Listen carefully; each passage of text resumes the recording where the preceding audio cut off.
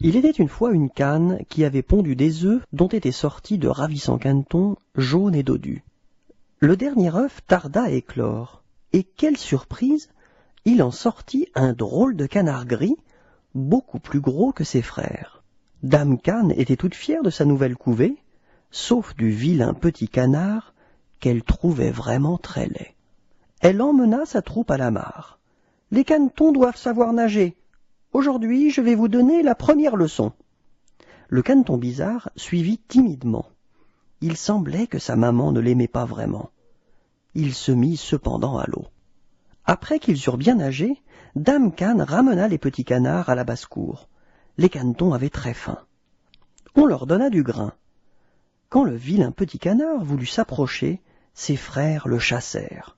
« Tu es trop laid, va-t'en !»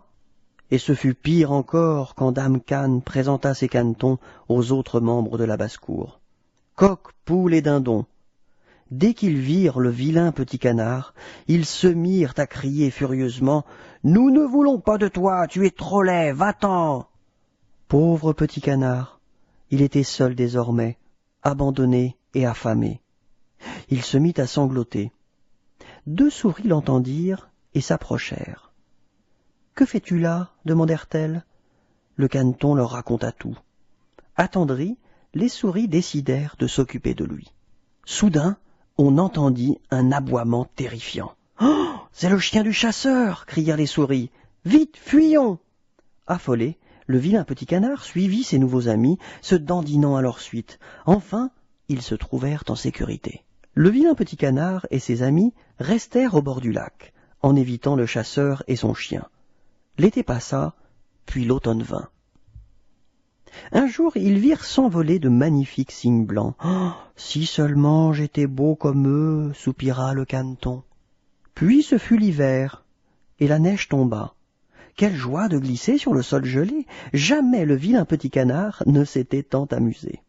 « Il faut partir, dirent les souris, et trouver un endroit où se réfugier, car il va faire très froid. » Et ils cherchèrent un abri. Mais le caneton fut vite épuisé.